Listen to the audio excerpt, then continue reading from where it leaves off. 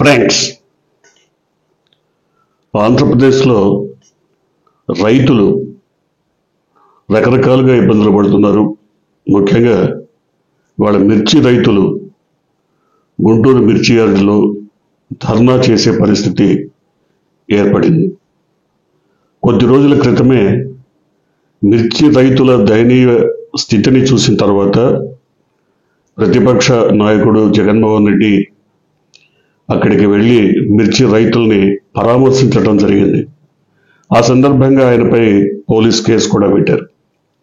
కానీ ఇవాళ ప్రతిపక్షం లేదు, ప్రతిపక్ష నాయకుడు లేదు, రైతులే కడుపు మండి రోడ్డు మీదకి వచ్చి ధర్నా చేసే పరిస్థితి. ఎందుకని ఈ రకమైన స్థితి వచ్చిందో దాదాపుగా ప్రభుత్వానికి తెలుసు, ప్రజలందరికీ తెలుసు. కానీ రైతుల వేదన రోదన అరణ్య రోదనగానే మిగిలిపోతుంది. రైతు ఆరుగాలం కష్టించి అప్పులు తెచ్చి తన శ్రమ ఫలితాన్ని కోరుకునే సమయంలో, ఆశించే సమయంలో సరైనటువంటి గిట్టుబాటు ధర, మద్దతు ధర లభించకపోయినప్పుడు తీవ్రంగా నష్టపోవటమే కాకుండా కష్టాల కడలో కుంగిపోయి ఒక దశలో ఆత్మహత్యలు కూడా చేసుకునే పరిస్థితి ఏర్పడుతోంది. గతంలో మనం చూసాం, పత్తి రైతులు, పత్తికి విపరీతమైన డిమాండ్ ఉన్న రోజుల్లో పత్తికి పచ్చ పురుగు అని ఒక పురుగు రావడం వల్ల ముఖ్యంగా ప్రకాశం, గుంటూరు లేదా నెల్లూరు తదితర ప్రాంతాల్లో రైతులు విపరీతంగా ఆత్మహత్యలు చేసుకున్నటువంటి పరిస్థితి. అంటే ఆ రోజుల్లోనే వేలాది రూపాయలు ఖర్చు చేసి అత్యాశకు పోయి మిగతా పంటలన్నింటినీ ఆపేసి కేవలం పత్తి సాగు చేసి మరి వాళ్ళు పరలోకాలకు వెళ్ళిపోయారు. ఇప్పుడు కూడా మిర్చి అదే విధంగా సాగు చేస్తున్నారు రైతులు. మిర్చి పంట ద్వారా అంతో ఇంతో ఆశించవచ్చు, నిలదొక్కుకోవచ్చు, కుటుంబాలు ఆర్థికంగా ఎదుగుతాయి, బాగుపడతాయన్న ఒక ఉద్దేశంతో, లక్ష్యంతో, ఆశతో రైతులు మిర్చి పంట వైపు మొగ్గు చూపుతున్నారు. అందిన కాడికి అప్పులు తెచ్చి డబ్బు ఖర్చు పెట్టి మిర్చి సాగు చేస్తున్నారు. మిర్చికి చీడపీడల బెడద ఎక్కువే. దాదాపు పురుగు మందులు విపరీతంగా వాడాల్సి ఉంటుంది. 2 లక్షల నుంచి 2.5 లక్షల వరకు ఎకరానికి ఖర్చు చేసినటువంటి రైతులు కూడా ఉన్నారు. కానీ ఇవాళ మద్దతు ధర ప్రభుత్వం ఇవ్వదు, మార్కెట్లో సరైనటువంటి ధర లభించదు, గిట్టుబాటు ధర లభించదు. ఆ కారణంగా తమ పెట్టుబడి కూడా రానటువంటి పరిస్థితి, తమ కష్టం కూడా తమకు దక్కనటువంటి పరిస్థితుల్లో మిర్చి రైతు ఆవేదన చెందుతున్నాడు, ఆక్రోశిస్తున్నాడు. దాదాపు ఎకరానికి 2 లక్షలు, 1.5 నుంచి 2.5 లక్షల వరకు ఖర్చు పెట్టిన రైతులకు కేవలం 1,00,000-1,50,000 ఆదాయంగా వస్తే ఇంకా వాళ్ళు తిరిగేదేంటి? అప్పులు కట్టేది ఎక్కడ? ఏ విధంగా బతకాలి? మిర్చి వల్ల అంతో ఇంతో లాభం వస్తుందన్న ఉద్దేశంతో తనకున్న ఎకరం నుంచి 10 ఎకరాలున్న మిర్చే సాగు చేశారు. ఇవాళ మిర్చి 8,000 నుంచి 10,000, 11,000, మ్యాక్సిమం 12,000 పలుకుతోంది. కానీ ఏడాదిన్నర క్రితం ఖచ్చితంగా జగన్మోహన్ రెడ్డి అధికారంలో ఉన్న కాలంలో అయితే 27,000 వరకు పలికింది. క్వింటాల్ మిర్చి ద్వారా 27,000 వరకు పలికింది. అత్యధికంగా, అత్యల్పంగా 18,000 నుంచి 19,000 పలికింది. అంటే ఎంత లాభపడ్డాడు రైతు అన్నది ఆలోచించాలి. అప్పుడు ఎందుకు ఆ విధంగా జరిగింది? ప్రభుత్వం ఇంటర్వెన్షన్, అంటే ప్రభుత్వం మరి మధ్యవర్తిగా వచ్చి మద్దతు ధర ప్రకటించడం. ఒకవేళ రైతు నష్టపోతాడు అనుకుంటే ప్రభుత్వమే పంటకు మంచి ధర ఇచ్చి కొనుగోలు చేసే పరిస్థితి అప్పుడు ఉంది. మరి ఇప్పుడు ఎందుకు లేదు? ఇప్పుడు ఏం జరుగుతోంది? ఈ ప్రభుత్వం రైతుల్ని గాలికి వదిలేసింది. రైతు ఎంత దయనీయమైన పరిస్థితి అంటే వాళ్ళ ప్రభుత్వోద్యోగుల్ని చూస్తున్నాం. ప్రభుత్వోద్యోగులకి తక్కువలో తక్కువ జీతం నెలకి 35,000 నుంచి 45,000 వరకు ఉంది. ఎక్కువ ధర 2.5 నుంచి 3 లక్షల వరకు ఉంది. అంటే ఇంత హైయెస్ట్ జీతాలు తీసుకుంటున్నప్పటికీ వాళ్ళు ఇంకా పిఆర్స్ ఇవ్వలేదు, ఇంకా డిఏలు ఇవ్వలేదు, ఇంకా ఏవో ఇవ్వలేదని ప్రభుత్వం మీద ఒత్తిడి చేస్తున్నారు. అంటే రోజుకి 1500 నుంచి 2000 రూపాయలు తక్కువ ధర జీతం వాళ్ళకి లభిస్తోంది. కానీ మిర్చి రైతు లేదా మిగతా రైతుల పరిస్థితి ఏంటి? అంతేకాదు భారతదేశంలో ముఖ్యంగా గిట్టుబాటు ధరని డిమాండ్ చేసే పరిస్థితి రైతుకు లేదు. పారిశ్రామికవేత్తలు తమ ఉత్పత్తికి ఒక ధరను వాళ్లే ఫిక్స్ చేస్తారు, మ్యాక్సిమం రిటైల్ ప్రైస్ ఎంఆర్పి. ఆ ధరకు కొనాల్సిందే, మనకి ఇష్టం ఉన్నా లేకపోయినా. కానీ తను కష్టించి పండించినటువంటి రైతు తన ఉత్పత్తికి, తను పండించిన పంటకి మరి ధరను నిర్ణయించే అవకాశం లేదు. మధ్య దళారులు, దోపిడీదారులు రంగప్రవేశం చేసి అందరూ రింగ్ అయిపోయి కలిసి కట్టుగట్టి ఈ ధర కంటే మనం పెంచొద్దు, ఇంతకంటే మనం ఎక్కువ ఇవ్వద్దు, ఈ ధరకైతే చచ్చినట్టు రైతు ఇస్తే ఇస్తాడు, ఇవ్వకపోతే పోతాడు అని రైతుల్ని దోచుకోవడానికి, నిలువు దోపిడీకి పథక రచన చేసినటువంటి పరిస్థితి.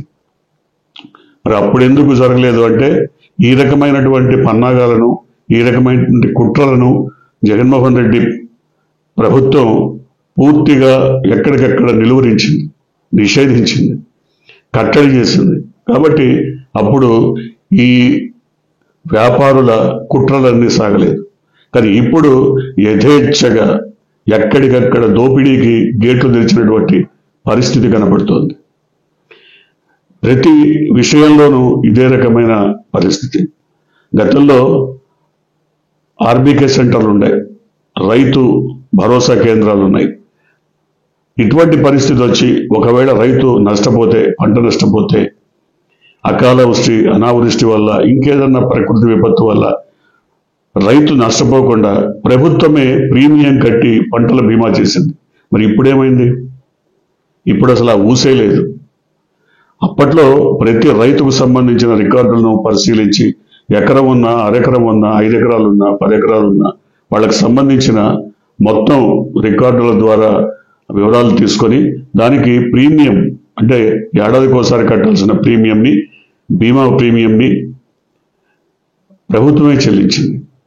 మరి ఇప్పుడు ఎందుకు రావట్లేదు? ఇవాళ రైతు భరోసా కేంద్రాలు లేవు.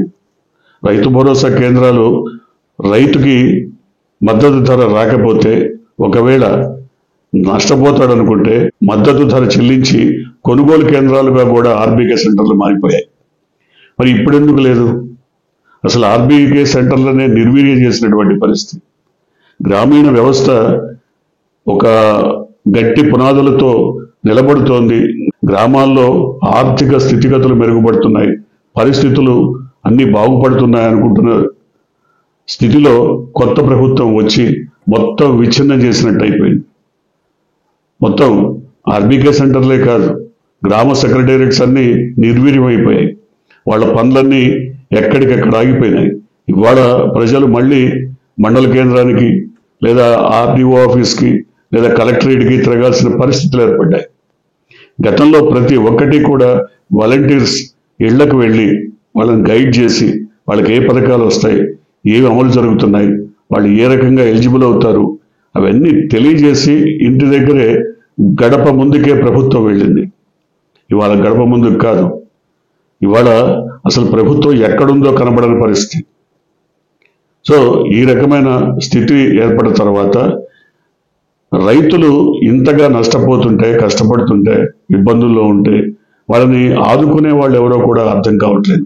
ఇవాళ గుంటూరు మిర్చి యార్డు దగ్గర రైతుల ఆవేదన విన్నప్పుడు చాలా బాధాకరంగా మారింది. వారిని పోలీసుల చేత మెడబట్టుకొని గెంటించేశారు బయటికి, లాఠీ చార్జ్ చేస్తామని బెదిరించారు. భారీగా పోలీసులను దించి వాళ్ళందరినీ బయటికి గెంటేసినటువంటి పరిస్థితి. ఎక్కడ రైతుకి ఇంకెక్కడ మరి న్యాయం జరుగుతుంది? ఇదే రకమైన పరిస్థితి గతంలో దాదాపుగా 95 నుంచి 2004 వరకు జరిగిన చంద్రబాబు పదవీ కాలంలో ఇదే రకమైన పరిస్థితులు ఎదుర్కొన్నారు. అప్పుడు రైతులు కానీ, విద్యార్థులు కానీ, రైతు కూలీలు కానీ, కార్మికులు కానీ కలిసి కట్టుగా ఉద్యమించి చలో అసెంబ్లీకి పిలిపించారు. ఎందుకంటే ప్రతి వర్గం సమస్యల్లోనే ఉంది. ప్రతి వర్గం కూడా వాళ్ళ నిరుద్యోగ భృతి ఇస్తామన్నారు, ఇంతవరకు ఇవ్వలేదు, ఆ ఊసే లేదు. కొన్ని నిరుద్యోగులకు ఉద్యోగ కల్పన చేస్తామన్నారు, అసెంబ్లీలో రహస్యంగా చెప్పేశారు ఫ్లూక్గా 4 లక్షల మందికి ఉద్యోగాలు ఇచ్చేశామని. దాదాపు 2.5 లక్షల మంది వాలంటీర్స్ని రోడ్డున పడేశారు. ఆ 2.5 లక్షల మంది చేయాల్సినటువంటి విధుల్ని గ్రామ సెక్రటేరియట్స్కి అప్పగించారు. వాళ్లకున్న పనులు కాక ఇవి అదనంగా పట్టడం, పైగా వాళ్ళని కొంతమంది డిప్యుటేషన్కి ఇతర సంస్థలకు, ఇతర ప్రభుత్వ సంస్థలకి అందించారు. అంటే కొంతమందిని ఎంఆర్ఓ ఆఫీస్కి, కొంతమంది ఎండిఓ ఆఫీస్కి, కొంతమంది మిగతా ఆఫీసులకి అటాచ్ చేశారు. సో విధులన్నీ వ్యవస్థ అంతా చిన్న భిన్నమై ఎక్కడికెక్కడ విధ్వంసం. నిజమైన విధ్వంసం అంటే ఇది, నిజమైనటువంటి విధ్వంసం అంటే ఇదే. విధ్వంసం జరిగింది. సో గ్రామీణ వ్యవస్థ మొత్తం చిన్న భిన్నం అయిపోయింది. ఎక్కడ దాకా ఎందుకు? స్కూళ్ళు దాదాపు ఇవాళ 2.5 నుంచి 4.5 లక్షల మంది విద్యార్థులు స్కూళ్ళకు వెళ్ళడం మానేశారని పత్రికలు రాస్తున్నాయి. ఇవాళ పత్రికలన్నింటిలో చాలా ఆర్టికల్స్ దీని మీద వచ్చాయి. ఎందుకని ఇంతమంది డ్రాప్అవుట్స్గా మారిపోయారు? డ్రాప్అవుట్స్ లేకుండా ఉండాలనే, అంటే విద్య మధ్యలోనే ఆపేసి ఏదో వ్యవసాయ కూలీగాను లేదా ఏ మోటార్ షెడ్లో పనివాడిగాను మారిపోకుండా పిల్లలు చదువుకోవాలన్న ఉద్దేశంతో అమ్మఒడిని ప్రవేశపెట్టిన పరిస్థితి. ఇవాళ అమ్మఒడి లేదు, తల్లికి వందనం అన్నారు, అసలు వందనం లేదు, బొందనం లేదు, అసలు రూపాయి ఇచ్చే పరిస్థితి లేదు. సో డ్రాప్అవుట్స్ పెరిగిపోయారు. గతంలో జగన్మోహన్ రెడ్డి ఉన్నప్పుడు ప్రతి గవర్నమెంట్ స్కూల్ ముందు నో వేకెన్సీ బోర్డ్, ఎక్కడ నో స్కూల్ సీట్స్ అని రాశారు. సీట్లు లభించని పరిస్థితి. ఇవాళ మొత్తం ప్రైవేట్ స్కూళ్లకు దోచిపెట్టడానికి ఆ ప్రభుత్వ స్కూళ్ళన్నింటినీ నిర్వీర్యం చేశారు. ఇక్కడ నిర్వీర్యం అయితే ప్రైవేట్ స్కూళ్ళు బాగుపడతాయి. ప్రైవేట్ స్కూళ్ళు బాగుపడితే వాళ్ళ తాబేదారులు, వాళ్ళకు కావాల్సిన వాళ్ళు, వాళ్ళ వర్గం వాళ్ళు బాగుపడతారు.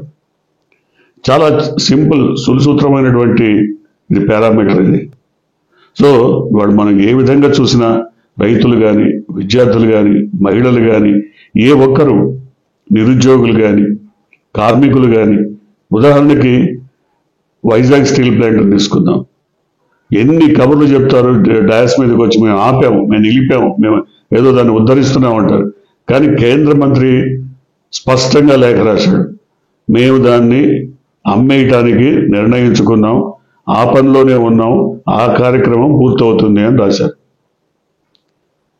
ఇవాళ ఈ ప్రభుత్వానికి one and only priority Amaravati.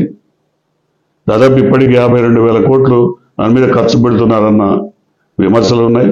అంతేకాకుండా తెలుగుదేశం తాబేదారులు, ఒక వర్గానికి సంబంధించిన వారు, వాళ్ళు కూడా ముఖ్యమంత్రికి వర్గానికి సంబంధించినటువంటి వాళ్ళు ఇవాళ కాంట్రాక్టర్లుగా అవతారం ఎత్తి అక్కడ పనులు చేయబోతున్నారన్న వార్త కొన్ని పేపర్లలో, మీడియా సంస్థల్లో వచ్చింది. సో ఇదే రకమైన పరిస్థితి కనుక ఉంటే అది అమరావతి పైన కూడా నీడలు కమ్ముకునేటువంటి పరిస్థితి కనబడుతుంది. ఒక్క అమరావతి తప్ప ఈ ప్రభుత్వానికి మరో ప్రయారిటీ కనపట్టలేదు. అక్కడున్న ఎవరైతే కొంతమంది బడా రైతులు, పెట్టుబడిదారులు, మరి రియల్ ఎస్టేట్ బ్రోకర్లు, వీళ్ళు బాగుపడటం కోసమే, వీళ్ళందరూ కూడా ఇవాళ కాంట్రాక్టర్లుగా అవతారం ఎత్తి వీళ్ళు బాగుపడటం కోసమే ఇవాళ అది నడుస్తోందన్న వాదన కూడా మీడియాలోనే కనబడుతోంది. ఎవరు బాగుపడుతున్నారంటే ఒక్క అమరావతి దగ్గర కాంట్రాక్టర్లు, దానికి సంబంధించిన పెట్టుబడిదారులు, లేదా ఆ ప్రాంతంలో ఉన్నటువంటి బడా రైతులు, వీళ్ళు తప్ప రాష్ట్రంలో ఏ ఒక్కరూ బాగుపడుతున్న సూచనలు కనబడటం లేదని స్పష్టంగా చెప్తున్నారు. ఏదేమైనా రాష్ట్రంలో రైతాంగాన్ని ఆదుకోవాల్సినటువంటి అవసరం ఎంతైనా ఉంది.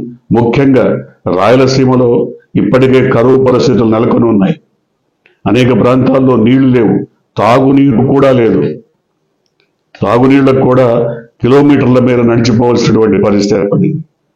సో ప్రభుత్వం ఇంకా ఏవో సాంస్కృతిక కార్యక్రమాలు పెట్టి పగలబడి పొర్లి నవ్వుతూ ముఖ్యమంత్రి, డిప్యూటీ ముఖ్యమంత్రి ఎందుకింత మరి ఉదాసీనంగా ఉన్నారో మనకు అర్థం కాదు. ప్రజలంటే వాళ్ళకి అంత చులకనగా ఉందేమో అర్థం కావటం లేదు. చూడాలి ఈ ప్రభుత్వ స్పందన ముఖ్యంగా ప్రజలపైన, ప్రజా సమస్యలపైన, అట్టడుగు వర్గాలపైన ముఖ్యంగా విద్యార్థులపైన, రైతులపైన, నిరుద్యోగులపైన ఏ విధంగా ఉండబోతుందో చూడాలి. మీరు కొత్తగా కనుక ఈ ఛానల్ ని చూస్తున్నట్టయితే, మీరు ఇప్పటి వరకు మన ఛానల్ ని సబ్స్క్రైబ్ చేసుకున్నట్టయితే వెంటనే ఛానల్ ని సబ్స్క్రైబ్ చేయండి. వెంటనే వీడియోని లైక్ చేసి షేర్ చేయండి. బెల్ ఐకాన్ని